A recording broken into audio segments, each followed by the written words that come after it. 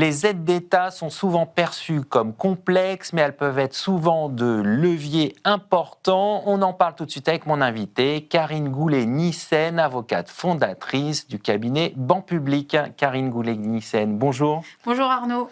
On va parler ensemble des aides d'État et on va voir effectivement qu'elles sont un levier important. Tout d'abord, pour bien comprendre de quoi s'agit-il et à quoi servent ces aides d'État. Alors, je vais d'abord faire référence à un article. Je suis désolée de commencer comme ça, mais c'est parce que c'est l'article socle. C'est l'article 107 du traité de fonctionnement de l'Union européenne qui interdit par principe les aides publiques aux entreprises. Alors, cet article est évidemment essentiel puisqu'il s'agit ensuite de définir un contrôle donc de la Commission européenne, mais aussi des États, et c'est destiné tout simplement à éviter les distorsions de concurrence. Alors après, malgré l'interdiction de ce principe, l'Union européenne admet un certain nombre donc d'exceptions qui permettent de poursuivre tout simplement des objectifs d'intérêt général, mais aussi de répondre à des objectifs de politique publique. Alors les aides d'État servent en fait à tout simplement à avoir un processus d'intégration. Et puis, elles peuvent intervenir pour soutenir des filières, des secteurs, mais aussi des territoires qui en ont besoin pour leur développement. Et elles peuvent aussi intervenir pour des événements extraordinaires type crise sanitaire, comme on a connu en 2019. Et puis, ce que je préciserai en introduction, c'est que les aides d'État... c'est pas comme son nom l'indique que des aides de l'État, mais c'est de toutes les personnes publiques, donc ça peut être des collectivités territoriales aussi et des établissements publics. Alors maintenant, on sait ce que sont ces aides d'État, mais quelle forme peuvent-elles prendre ?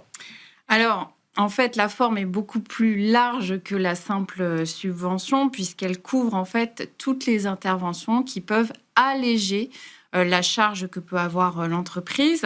Donc, il peut s'agir de différents leviers, type les avantages fiscaux, les exonérations, les crédits, les réductions, mais aussi les instruments financiers que vont être les garanties, les prêts et puis évidemment les subventions. Alors, il y a eu un rapport d'une commission d'enquête du Sénat donc, qui a été publié il y a quelques mois sur les aides d'État aux grandes entreprises. Alors, que dit ce rapport ? Alors, ce rapport, en fait, il émet un certain nombre de préconisations pour avoir plus de transparence et d'information des citoyens sur les aides qui sont accordées. Et puis, il insiste beaucoup aussi sur la conditionnalité des aides. Je vous donne un exemple. Par exemple, sur les aides à finalité régionale qui sont sur certains secteurs, vous avez une obligation de ne pas délocaliser dans un certain délai. Et donc, évidemment, le Sénat a regardé comment étaient contrôlées ces conditionnalités et donc, il a émis un certain nombre de préconisations. Alors, moi, je m'arrêterai aussi sur un chiffre peut-être qui concerne plus là, les petites et moyennes entreprises. Par exemple, le FEDER, qui est le Fonds européen de développement régional, qui est géré par les régions, puisqu'elles sont autorités de gestion des fonds européens.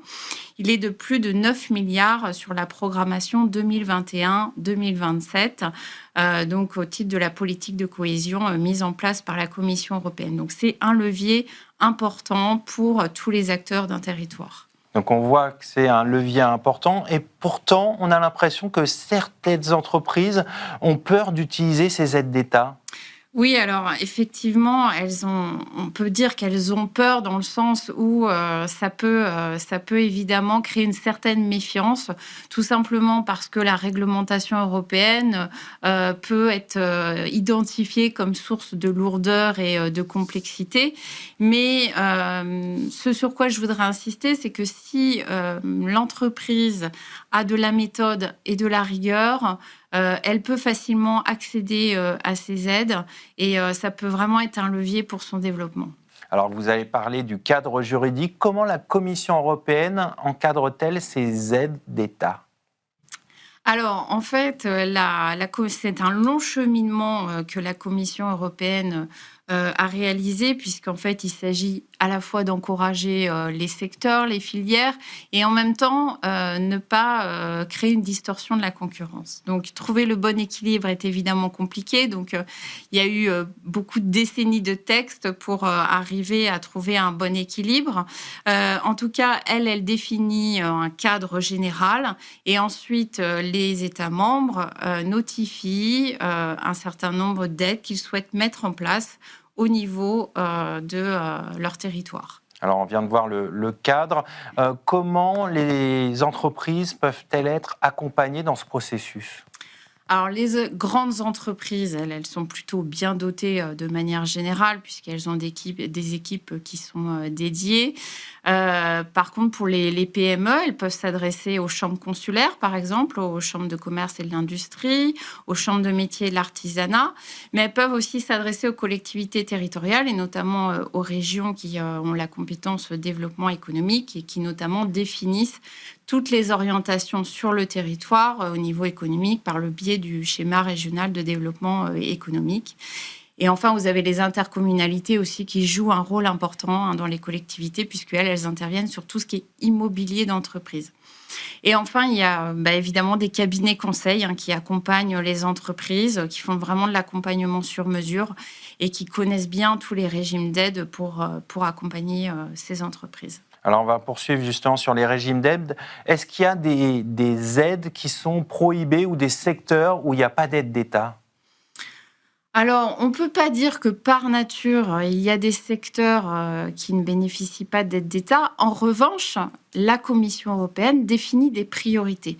Des priorités qui peuvent être notamment l'environnement. Aujourd'hui, on sait évidemment qu'il y a un certain nombre de politiques publiques en ce sens. Donc, en concertation avec les États membres, elle définit un certain nombre d'objectifs. Vous en avez aussi sur la culture. Vous pouvez avoir des régimes d'aide sur les aides au transport, aux aéroports notamment, aux ports. Donc, ça peut être des aides au fonctionnement et à l'investissement.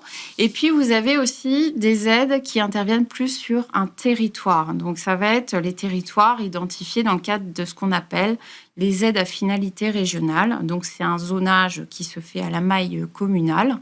Et sur ces territoires, on peut accompagner en particulier plus les entreprises que sur les autres territoires. Voilà, alors évidemment avec un certain nombre de conditions. Et peut-être que je donnerai un autre exemple qui est peut-être plus concret, par exemple sur les aides au fret qui interviennent dans les régions ultra-périphériques, notamment en Outre-mer. Et par exemple, vous avez des aides au surcoût liées au transport.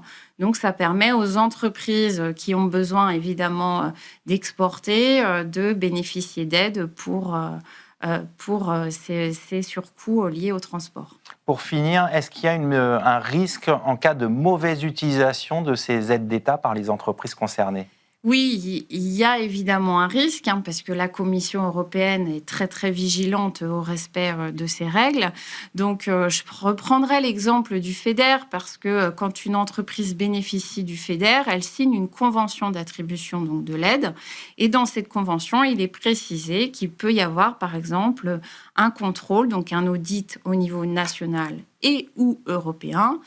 Et ces audits, parfois, révèlent que le dossier a peut-être été mal instruit, en tout cas que l'aide n'a pas été versée comme il fallait.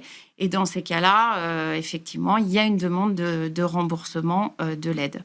Donc, ça peut donner lieu à des contentieux et ces contentieux sont évidemment un coup dur pour les entreprises parce que parfois, ça intervient aussi plusieurs années après avoir reçu l'aide qu'elles doivent rembourser l'intégralité ou partiellement l'aide perçue. On va finir sur ce risque de contentieux. Merci Karine Goulet-Nissen. Je rappelle que vous êtes associée fondatrice du cabinet Banpublic. Merci à vous. C'est la fin de cette émission. Merci de votre fidélité. Restez curieux et informés. À demain sur Be Smart for Change.